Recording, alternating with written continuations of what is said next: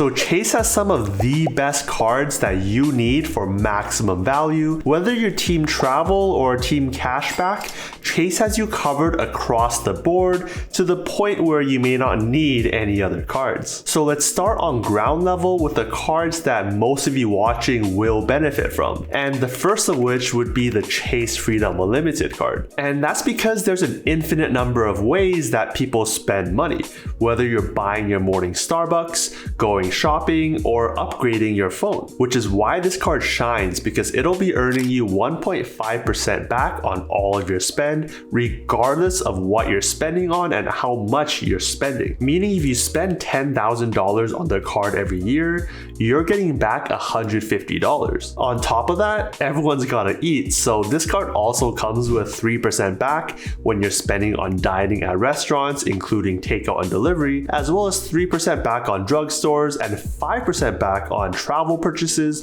booked through their portal. But there's a caveat here. Instead of getting this as straight cash back, as statement credit, or back into your account, you're actually going to be paid in points instead, which you can convert back into cash back at a 1 cent per point rate if you choose. And that flexibility is important because with the way that most of these Chase cards are laid out and with so many different ways that you can use your Chase points, you can turn your 1.5 times points to 2.25% or 3% or more in cashback value in certain cases, so stay tuned for that. Then, while getting 1.5 times points from all of your spend is quite good and will guarantee you a minimum on all of your spend, getting 5 times points for some of your spend sounds amazing too, especially when they include some broad categories like spending on Amazon.com. And because of that, the second card that I think all of you watching will benefit from will be the Chase Freedom Flex card. Now for earning points through spending,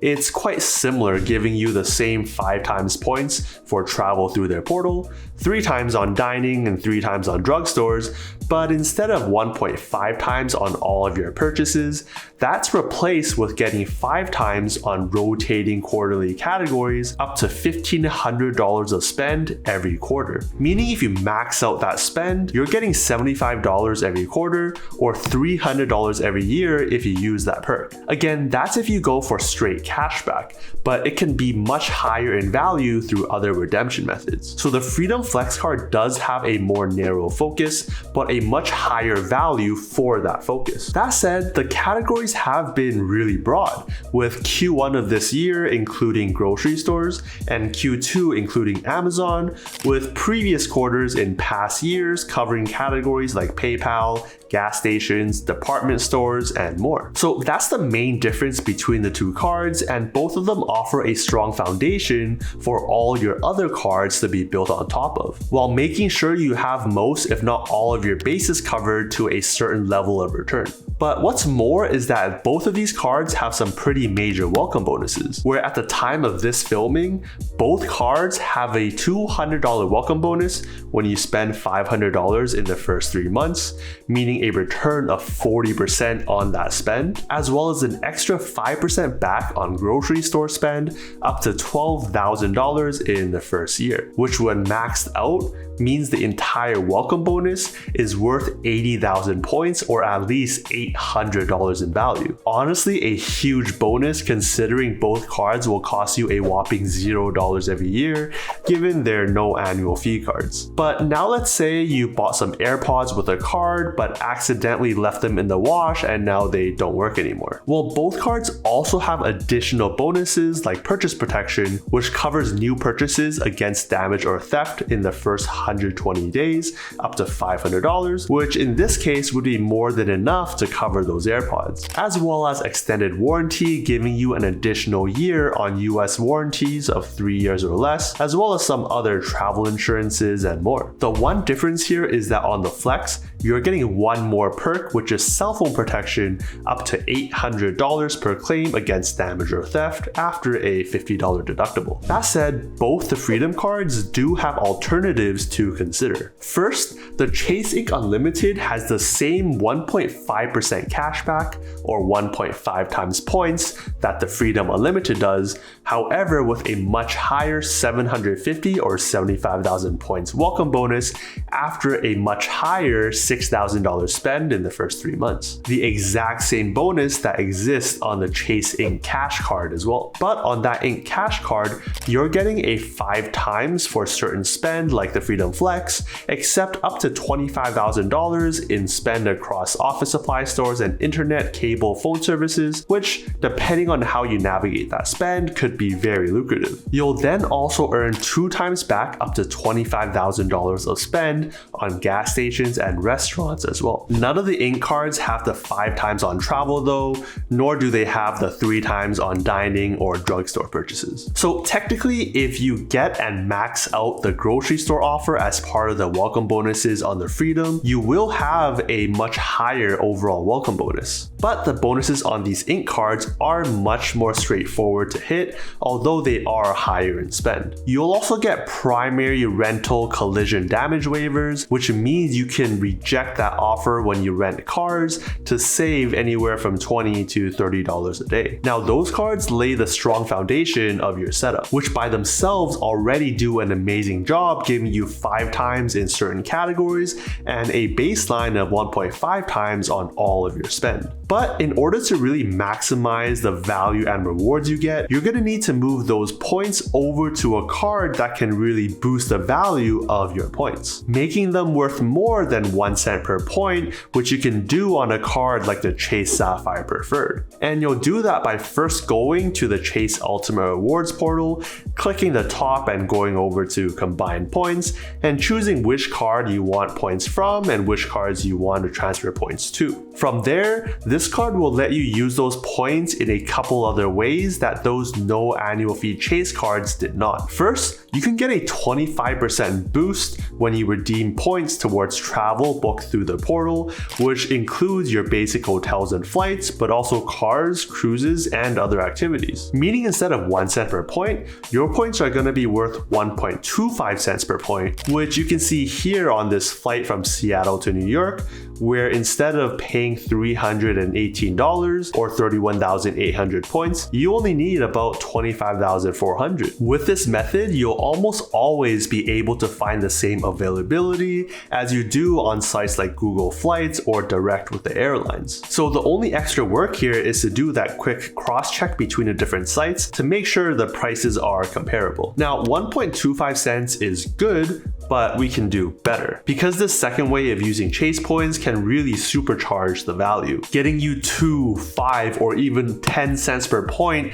depending on your redemptions. And that's when you transfer points to one of Chase's travel partners and redeem through their award systems, with my favorites being Virgin Atlantic or Aeroplan for flights, or World of Hyatt for hotels, where you can easily break the 2 cents average in some high cost of living cities. But check out my other video for some in-depth redemptions. That said, not only does this card make all the points across all of your cards worth a lot more, the card itself gives a nice boost of points too, offering a baseline of 60,000 points when you spend $4,000 in the first 3 months, which is already enough to cover a one-way business class flight from Western US over to Asia. Now, the one issue with Chase cards is that a lot of their cards have overlaps in terms of which categories you get elevated spend on. And the Chase Sapphire Preferred is no exception, because it has the same 5 times on travel booked through the portal and 3 times on dining, but tops that off with 2 times on general travel, 3 times on online groceries, 3 times on select streaming services, and of course 1 times on everything else. Meaning when you combine this card with the others, you're really widening your variety of categories that you're going to get elevated spend on. So for all the above, you will have to pay $95 in annual fees, which is usually not waived unless there's some special offer, but is partially subsidized if you use the $50 hotel credit that it offers every year if you book it through the portal. If you don't have that many cards and credits to keep track of, and you travel once or twice a year, then it should be a very straightforward perk to use. Then you'll also get some other benefits across partners like extra lift points, Dash Pass valued at $10 a month, $15 a quarter to Instacart, and $10 a month to GoPuff credits. If all of those credits apply to you, then this card is probably a perfect match. But even if you're only able to use one or two, as long as you can really justify that annual fee, then that's really all that matters. And being more of a mid-tier travel card, it comes with some travel benefits too, like primary CDW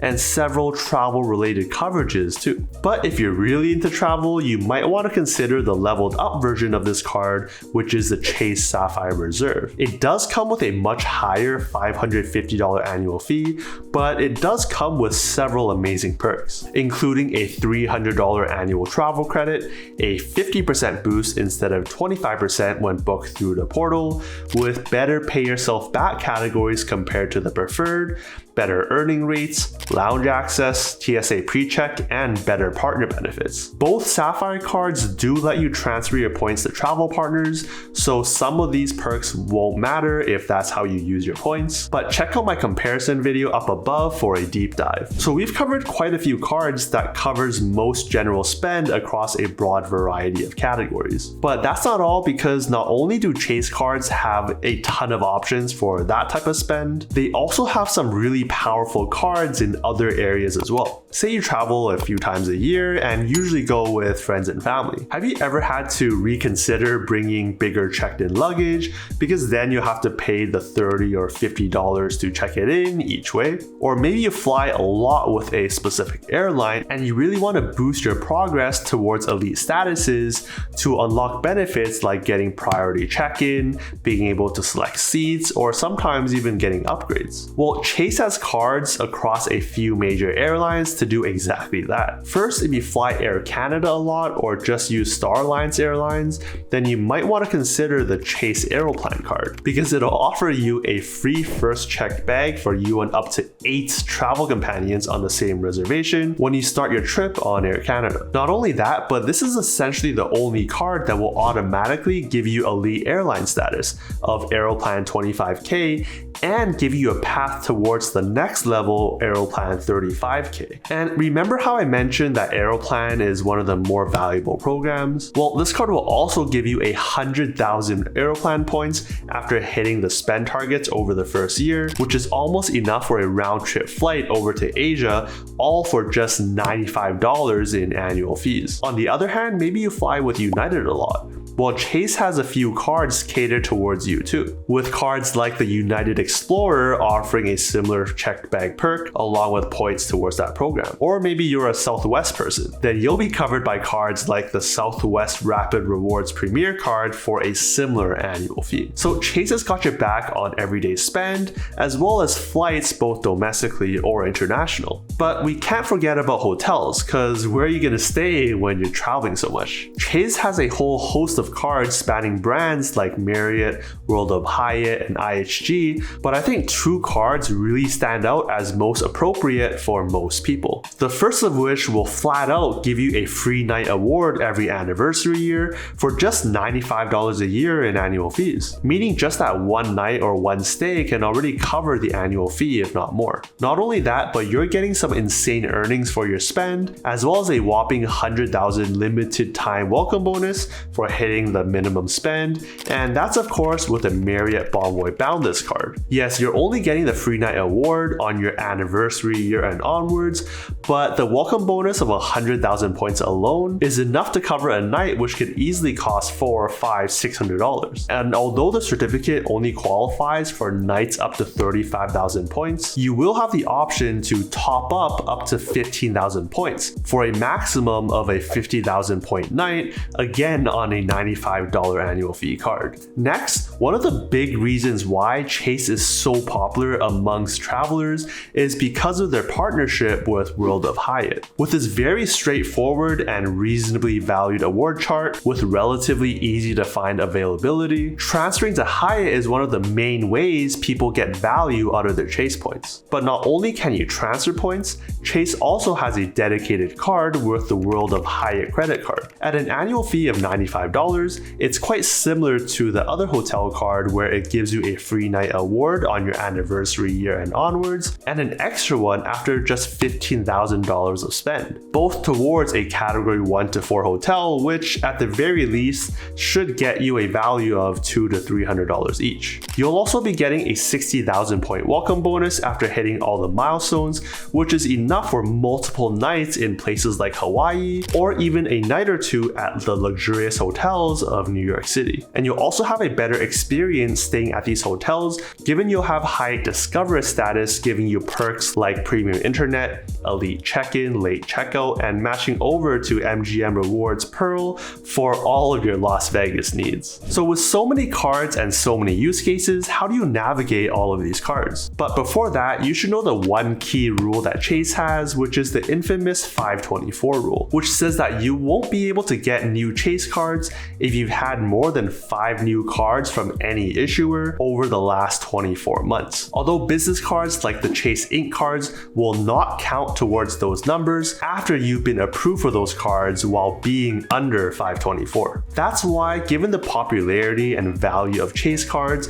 it's usually recommended to start your journey with these Chase cards to start that clock even before considering any other cards. And so my recommendation would be to start with the big 3 Chase trifecta: the Chase Freedom Unlimited, the Chase Freedom Flex, and the Chase Sapphire Preferred. It's a low-cost setup that will give you 95% of what Chase has to offer across the widest variety of spend, ensuring you're getting a minimum of 1.5 times for all of your spend and up to 5 times on specific categories. And then having a Sapphire card to really boost the value across all of those cards, turning a simple 1 times, 3 times, or 5 times points up to as high as 3%, 6%, and 10% back depending on your redemption methods. But whether you get the Chase Sapphire Preferred or the higher end Chase Sapphire Reserve, the great thing about Chase cards is that you have the opportunity to product change over to the no annual fee Freedom card while keeping your card number, your credit line, your credit history, and your points. So if you try them out for a year or two but you don't have consistent use of them, that's one route you can take. It's also not surprising for people to have multiple Freedom cards by going this route, which can really be helpful for cards like the Freedom Flex, which cap out at $1,500 of spend every quarter per card. Then as you build a strong foundation on these everyday spend cards, you can tap into one of the many airline or hotel cards that Chase has to offer, whether to just leverage 1 or 2 of those main perks, or to go all out on those cards if you're loyal to those brands. And even with all of that said, we didn't even have time to get to cards like the Amazon Prime Rewards card, which gives you 5% back on Amazon, which practically sells anything you need, especially when most of you probably have a Prime membership already. Chase has plenty of options for beginners and experts alike, which is why it's the best issuer to focus on for most people. But there will come a time where you've either exhausted your options or you're hitting up against the infamous 524 limit. And in those cases, you'll want to know which cards you're missing out on over in this video. Thanks for watching, and I'll see you over there.